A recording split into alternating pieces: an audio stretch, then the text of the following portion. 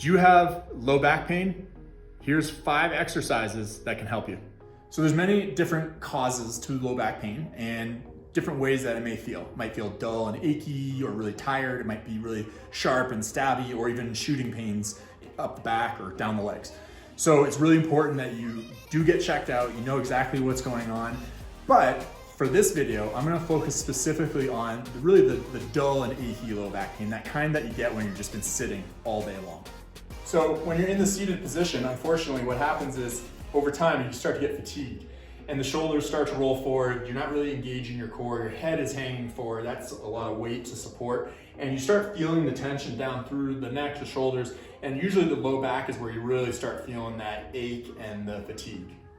Ideally, what you want to do is get up onto your sits bones so you're really sitting into your pelvis or the pelvic bowl, and that way your center of gravity is balanced. And this does require some core and muscular engagement, and so it takes time to condition this, but I'm gonna show you 5 exercises that'll make that happen quickly. Okay, so the first exercise we're gonna do is what's called hollowing. Most of us just kind of let our abs and gut just hang out. We don't really brace our core in. And if we lie on the ground, there's this huge space in our low back. It's what we call hyperlordosis. So the hollowing exercise is simply to engage your core, suck your belly button into your spine, and flatten your low back against the floor without really moving anything else.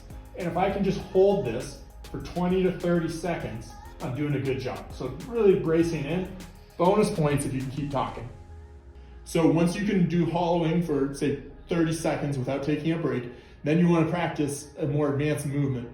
This is called a dead bug. And you start with your arms straight up, your legs are bent, and my low back very tight against the floor, and my core is engaged. Eventually, what I want to do is then march my feet one at a time. And then when that gets easy and there's no movement happening in my low back, if my low back is popping up like that every time I put a leg down, I'm not really engaging my core well enough, okay? Then eventually you're gonna do opposite arm, opposite leg. You can march, and then eventually go into full extension. And then the ultimate would be getting into a rock like this. And this is called a hollow hold when you do like this, or a hollow rock when you go back and forth like this. Now this is the most advanced move and definitely not necessary to conquer your low back pain. Start with the hollowing and then work up to dead bugs. If you really want to challenge, do the whole. So the second exercise is going to be glute bridges. Now everyone thinks core, they think 6-pack, but it also includes your back muscles and your glutes. So we really got to get those firing, because if you're sitting all day, your glutes are inactivated, or if you've had chronic low back pain, your glutes are probably inactivated as well. So you're going to keep your legs, your heels close to your bum, put your feet or your arms flat on the floor, and then you're just going to lift, squeeze with your bum and lift your hips off the floor. You want to get all the way up as high as you can, and then just hold that. Again, 20 to 30 seconds. And then eventually, if you want to make it more advanced, you could potentially like hold one leg up like this, maybe do 30 seconds on each side, or put it straight up in the air and actually lift it up. This is called a single leg bridge. Again, that's the most advanced. You don't necessarily need to go that far. All right, so next is gonna be the side plank. You wanna get onto your forearm or your elbow here, get the other arm straight up in the air, and then really get that squeeze going through not just the core here, but even that glute medius on the side. And then just hold that for 30 seconds. So next, we're gonna work on some twisting movements, because you really need to work all the ranges of motion with your core and the core strengthening exercises you're doing. So next we're gonna do what's called a Russian twist. I'm just gonna use this rugby ball here. You could also just use your hands, or eventually work up to using a weighted object such as a dumbbell or a medicine ball. At first, what you wanna do is get right onto the sits bones, bring your heels in close, probably about a 90-degree angle here, and then holding the ball out, you're gonna rotate as far back as you can go, and then lift up and come to the other side, and go back and forth, touching down each time.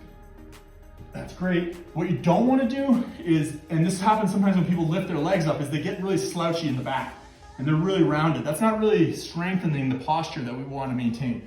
So if you can't maintain the straight back with the twist, don't lift the legs up. If you can, pro points or bonus points for lifting the leg up and being able to do the rotation at the same time and not letting your legs sway side to side very much. Keeping the body quiet is what they say. All right, so the fifth and final exercise is gonna be a modified crunch. Dr. Bo actually taught me this one. It's helped me out a lot. Okay, so with the modified crunch, it's kind of similar to a hollowing exercise. You're gonna keep one leg straight all the way down, the other leg is bent. I'm gonna push my left leg, the heel, into the floor. You're gonna see that kind of raises my glutes up. And then instead of pushing my back to the floor, I'm gonna push my back into my hands. So I'm literally just tucking them behind my back and then lifting my nose and my sternum at the same time. So I'm not doing this.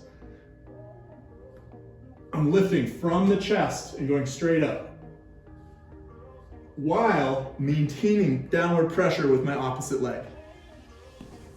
So you want to do about 10 on each side, and then you're gonna switch legs. So now I'm on my right leg, right heel pushing the ground, right glute flexed, and then lifting up through the chest. Those are great for you. All right, hopefully these core exercises help with your low back pain and stiffness. Make sure you do them at least once a day. And make sure if you're sitting a lot during the day, you're getting up and moving and not just sitting for 8 hours straight. And finally, make sure you like and subscribe so you can follow us for more information.